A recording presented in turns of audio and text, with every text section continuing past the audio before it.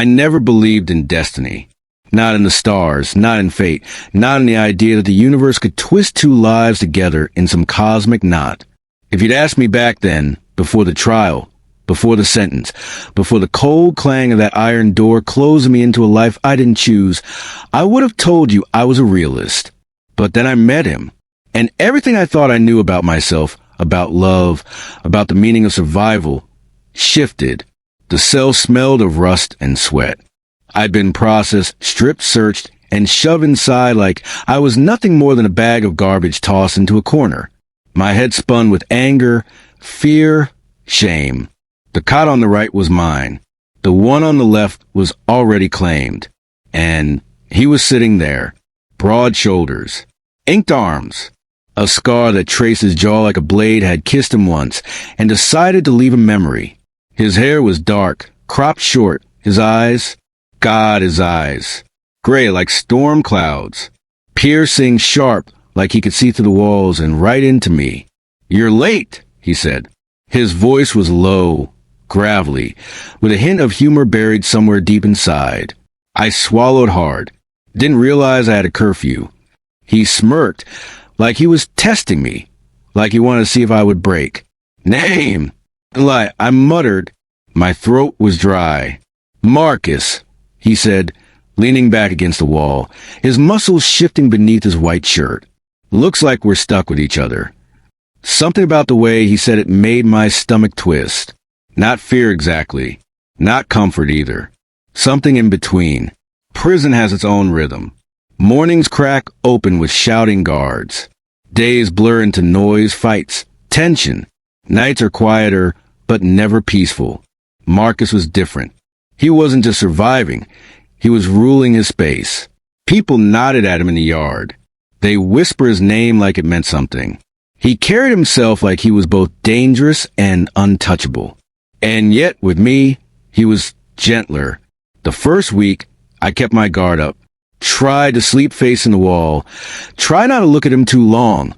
Tried not to let my mind wander to the way his voice softened when he told me where to stash my soap so it wouldn't get stolen, or how he'd slide his extra bread roll across the table when he saw I hadn't eaten. "You'll starve in here if you don't learn to take," he told me one night. "I'm not hungry." I lied. His eyes narrowed. "You're full of trash." That was Marcus, blunt, sharp, but beneath it, protective. It was 2 weeks in when it happened. A fight broke out in the yard. Wrong look, wrong word, and suddenly fists were flying. I wasn't used to it yet. I froze when someone shoved me, hard, and I stumbled back into the chaos. Then Marcus was there, his hand on my chest, shoving me behind him, his body squared, ready to take whatever came. "You touch him, you deal with me," he growled at a guy twice my size. The fight shifted. People backed off. Later, in the cell, I stared at him. "Why'd you do that?" He shrugged, sitting on his cot like nothing had happened. "You're mine." The words hit me like a punch. Mine. I should have been terrified. Should have told him I didn't belong to anyone. But instead, something in my chest cracked open.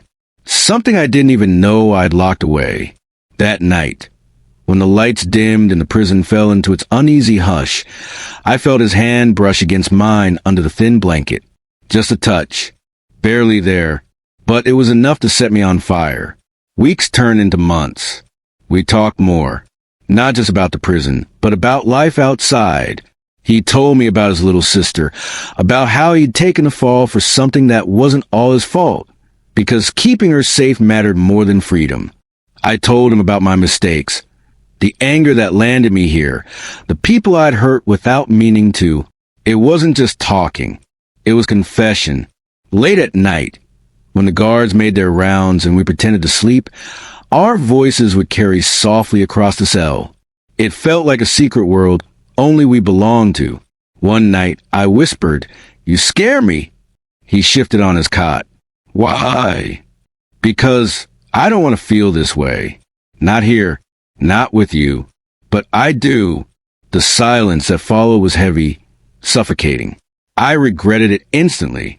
But then I heard him move, the creak of the cot, His shadow fell across me, and suddenly he was kneeling by my bed, his face inches from mine.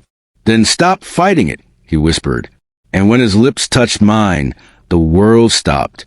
Kissing Marcus was like learning how to breathe again after drowning. Desperate, hungry, alive. We had to be careful. But the cell was ours, our stolen sanctuary. Nights blurred into heat. His hands, rough but tender, mapping my skin like he wanted to memorize every inch. My head buried against his chest, listening to the steady thrum of his heart. We didn't need words most nights. Just touch. Just presence. But sometimes he'd hold my face in his hands and whisper, "You're the only thing keeping me human in here, Eli." And I believe him, because he was the only thing keeping me alive. It couldn't stay hidden forever. Prison has eyes, ears, rumors.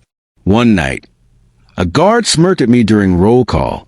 "How's your boyfriend, Eli?" he sneered. My stomach dropped. When we were back in the cell, I looked at Marcus. "They know." His jaw clenched, but his eyes stayed calm. "Let them know." "You don't care?" I asked, panicked. He stepped closer, his hand cupping the back of my neck, pulling me close until our foreheads touched. "They can take everything from me, Eli, but not this, not us." And for the first time, I realized I wasn't afraid anymore. Time changed after that. The fear of being caught, the risk of being torn apart, it only made what we had stronger. We weren't just cellmates anymore. We weren't just surviving. We were living. In the only way we could, he carved our initials into the underside of the bunk one night, pressing the knife into the metal with slow, deliberate strokes. "M+E," he said, running his finger over it. "Permanent." And it was because love doesn't need freedom.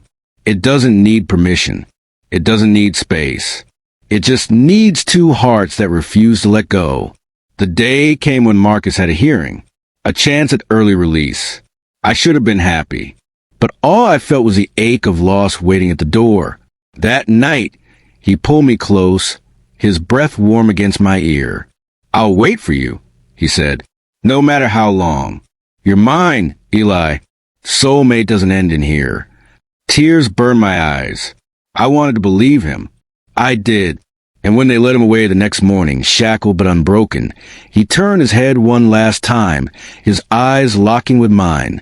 Gray storm clouds. I mouthed the words, "I'll find you," and I knew I would. 2 years later, when I finally walked out of those gates, the world felt too wide, too bright. And then I saw him, standing by the car, waiting, the same storm gray eyes softening when they landed on me. I ran.